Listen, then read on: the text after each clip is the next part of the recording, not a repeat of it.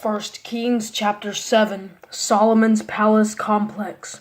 Solomon completed his entire palace complex after 13 years of construction. He built the house of the forest of Lebanon. It was 150 feet long, 75 feet wide, and 45 feet high on 4 rows of cedar pillars, with cedar beams on top of the pillars. It was paneled above with cedar at the top of the chambers that rested on 45 pillars, 15 per row. There were 3 rows of window frames facing each other in 3 tiers. All the doors and door posts had rectangular frames, the openings facing each other in 3 tiers. He made the hall of pillars 75 feet long and 45 feet wide. A portico was in front of the pillars, and a canopy with pillars was in front of them. He made the hall of the throne where he would judge, the hall of judgment. It was paneled with cedar from the floor to the rafters. Solomon's own palace where he would live in the other courtyard behind the wall was of similar construction, and he made a house like this hall for Pharaoh's daughter, his wife.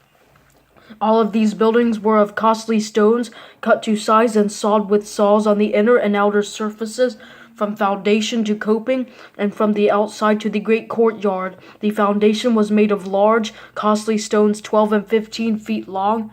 Above were also costly stones, cut to size, as well as cedar wood. Around the great courtyard, as well as the inner courtyard of the Lord's temple and the portico of the temple, were 3 rows of dressed stone and a row of trimmed cedar beams.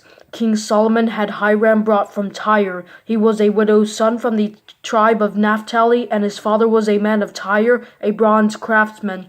Hiram had great skill, understanding, and knowledge to do every kind of bronze work. So he came to King Solomon and carried out all his work.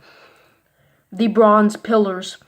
He cast 2 hollow bronze pillars, each 27 feet high and 18 feet in circumference. He also made 2 capitals of cast bronze to set on top of the pillars.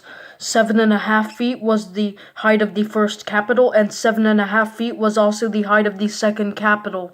The capitals on top of the pillars had gratings of lattice work, wreaths made of chain work, 7 for the first capital and 7 for the second.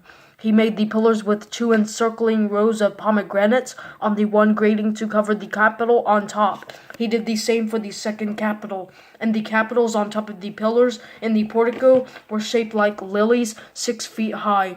The capitals on the 2 pillars were also immediately above the rounded surface next to the grating, and 200 pomegranates were in rows encircling each capital.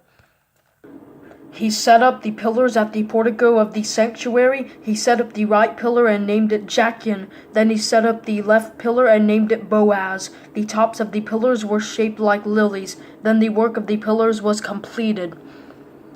The reservoir. He made the cast metal reservoir, 15 feet from brim to brim, perfectly round. It was 7.5 feet high and 45 feet in circumference.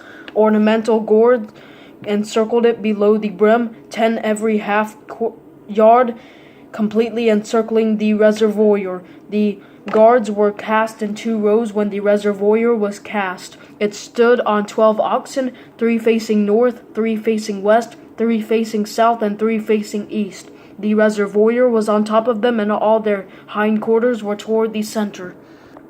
The reservoir was 3 inches thick, and its rim was fashioned like the brim of a cup or of a lily blossom. It had 11,000 gallons. The bronze water carts. Then he made 10 bronze water carts. Each water cart was 6 feet long, 6 feet wide, and 4.5 feet high. This was the design of the carts. They had frames. The frames were between the cross pieces, and on the frames between the cross pieces were lions, oxen, and cherubim. On the cross pieces there were a pedestal above, and below the lions and oxen were wreaths of hanging work. Each cart had 4 bronze wheels with bronze axles. Underneath the 4 corners of the basin were cast supports, each next to a wreath. And the water cart's opening inside the crown on top was 18 inches wide. The opening was round, made as a pedestal 27 inches wide. On it were carvings, but their frames were square, not round. There were 4 wheels under the frames, and the wheel axles were part of the water cart. Each wheel was 27 inches tall. The wheel's design was similar to that of chariot wheels. Their axles, rims, spokes, and hubs were all of cast metal. 4 supports were at the 4 corners of each water cart. Each support was one piece with the water cart.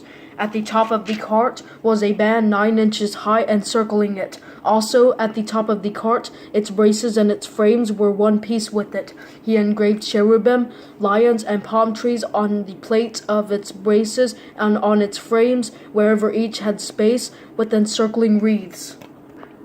In this way, he made the 10 water carts using the same casting, dimensions, and shape for all of them. Bronze basins and other utensils. Then he made 10 bronze basins, each basin holding 220 gallons, and each was 6 feet wide, 1 basin for each of the 10 water carts. He set 5 water carts on the right side of the temple and 5 on the left side. He put the reservoir near the right side of the temple toward the southeast. Then Hiram made the basins, the shovels, and the sprinkling basins. Completion of the bronze works. So Hiram finished all the work that he was doing for King Solomon on the Lord's temple. 2 pillars, bowls for the capitals that were on top of the 2 pillars, the 2 gratings for covering both bowls of the capitals that were on top of the pillars, the 400 pomegranates for the 2 gratings, 2 rows of pomegranates for each grating covering both capitals bowls on top of the pillars, the 10 water carts, the 10 basins on the water carts, the reservoir, the 12 oxen underneath the reservoir, and the pots, shovels, and sprinkling basins. All the utensils that Hiram made for King Solomon at the Lord's temple were made of burnished bronze. The king had them cast in clay molds in the Jordan Valley between Succoth and Zarethan. Solomon left all the utensils unweighed because there were so many. The weight of the bronze was not determined. Completion of the gold furnishings. Solomon also made all the equipment in the Lord's temple, the gold altar, the gold table that the bread of the presence was placed on, the pure gold lampstands in front of the inner sanctuary, 5 on the right and 5 on the left, the gold flowers, lamps, and tongs, the pure gold ceremonial bowls, wick trimmers, sprinkling basins, ladles, and fire pans, and the gold hinges for the doors of the inner temple, that is, the most holy place, and for the doors of the temple sanctuary. So all the work King Solomon did in the Lord's presence was completed. Then Solomon brought in the consecrated things of his father David, the silver, the gold, and the utensils, and put them in the treasuries of the Lord's temple.